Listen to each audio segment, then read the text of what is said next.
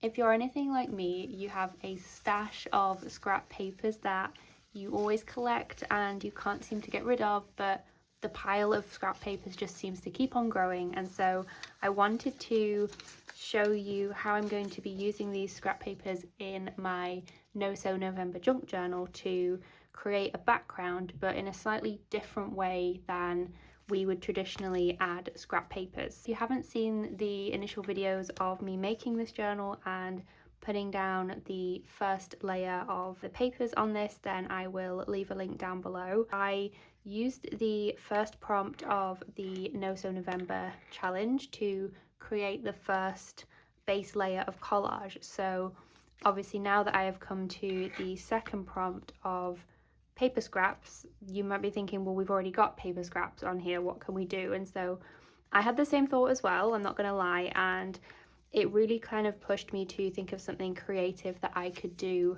with my paper scraps and how I could use them in a bit of a different way. So rather than actually adding the scraps to the page, so my idea was to use the paper scraps as a mask and then add some stenciling to the page as the next layer. So using paint, but using the papers as just masks themselves. And obviously then you can still reuse them because the paint on the papers will just only add, you know, more interest and texture. But I just thought it might be an interesting way to use them, especially because all the different ones I have, because they've been like torn and cut out from random things, they are lots of different shapes. So I just thought it could be an interesting way to add some of the stenciling and also just have something different going on the pages, and I could like overlap them onto the envelope and just see how that looks with all the different papers. I've got a stencil here. I'm just going to use the same stencil throughout just to keep it really simple in terms of having the same thing sort of replicated throughout the journal, because as I mentioned in the last video, I'm going to be working on this as one solid piece. So I'm going to be just doing the background layer, building it up in stages, and so it's all going to be sort of fairly similar. So I'm just going to grab some white acrylic paint and use that on the stencil. Now you could use a sponge, but I couldn't find where my sponge for paint is, so I'm just going to use a paintbrush, but I think that that will help to create a bit more of a like opaque layer to start with anyway. So I'm just going to use the pieces individually, I think, and spread them throughout the journal, but I just thought that this might be an interesting way to add some stenciling that is, you know, a bit more irregular. And I haven't really used this method of adding a stencil to a page before, so we'll see how this goes. And, you know, I think that definitely comes back to what I was saying in the previous video, where I want this to be about trying new things and being creative, not in pursuit of a finished product, but just to see what we can create. And, you know, I might end up covering it up if I don't like it. I don't know. This is the thing. I don't know what the future layers of this are going to look like, but I'm just going to add the paint around the edge of this paper scrap here and see how that looks. So I'm not looking for something that's like wall to wall stencil, and I think with the white paint anyway, it's going to be, you know, you can still see through. It's not going to be like completely opaque, but it's definitely a bit more paint than when I seem to add it with a sponge.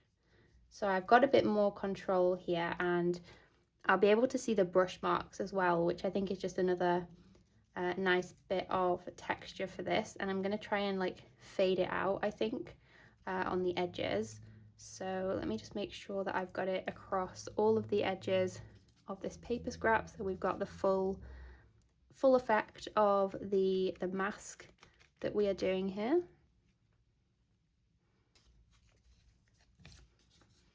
Okay, so there we can see a bit of irregularity with the outline of the stencil. So I think I'm just going to blend some of this out and then see how that looks throughout some of the other parts when we've got different shaped paper scraps.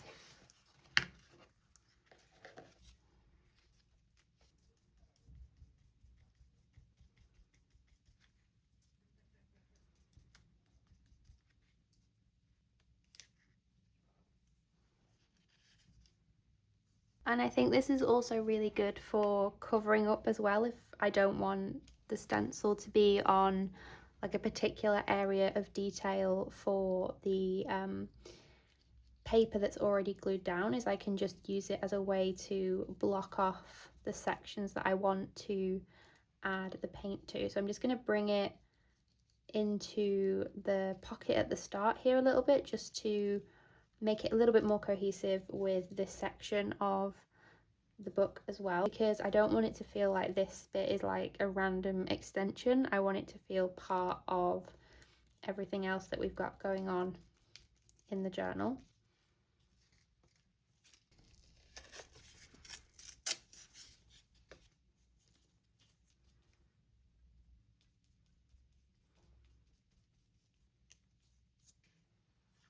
So I definitely want to protect things like this stamp, but I think I might let the stencil overlap slightly just for some interest.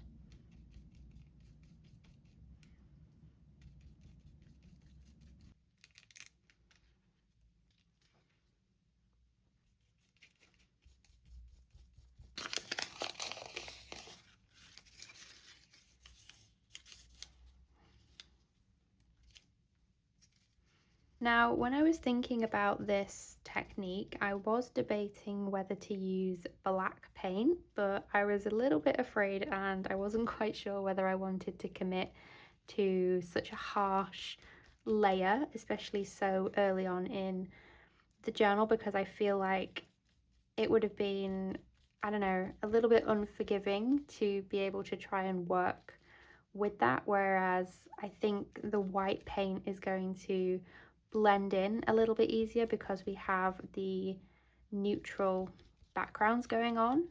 So that's why I decided to choose white. But if you are doing something like this, you can of course use any color paint to create this effect. And I think even though it's not something that's super like amazing and innovative and complex, and do you know what I mean, it's nothing fancy, but something like this, it just pulls away the control a little bit, and so you're less focused on what you're doing to the page and more just focused on the technique, which, like I was saying, is kind of the whole reason I want to do the journal like this in the first place, is to focus more on the creating rather than what I'm creating.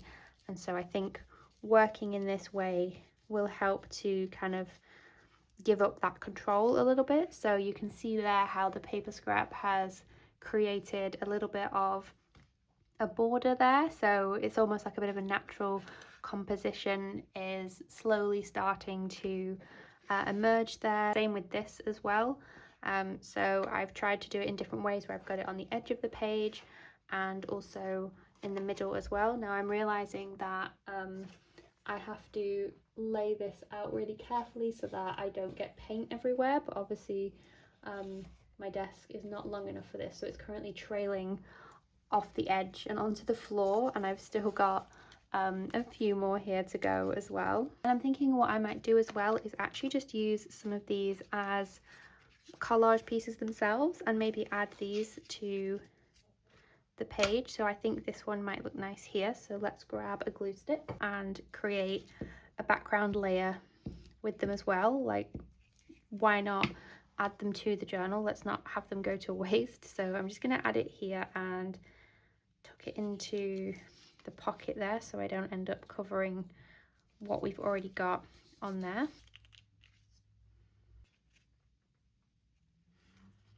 And I really love how this has turned out here. I don't know if it's going to pick up on camera. It's really subtle, but the stenciling on the cream paper with the writing peeking through, I think is really nice as a background layer, and I think it works perfectly there as a pop against the craft background. So I'm going to add it to this piece here.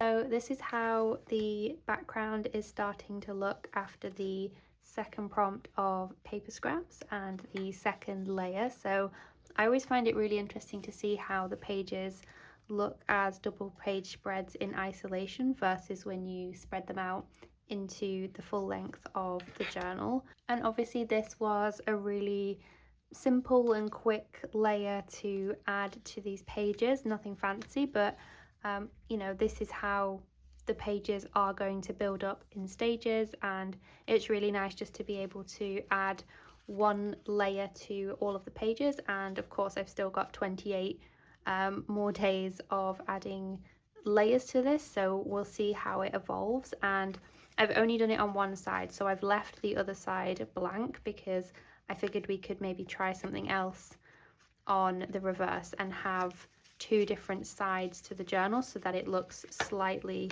different with how the pages turn out, and I think that will be interesting to see as well. So I hope you are enjoying day 2 of paper scraps. Let me know what you have done for this prompt, and I will see you in the next one.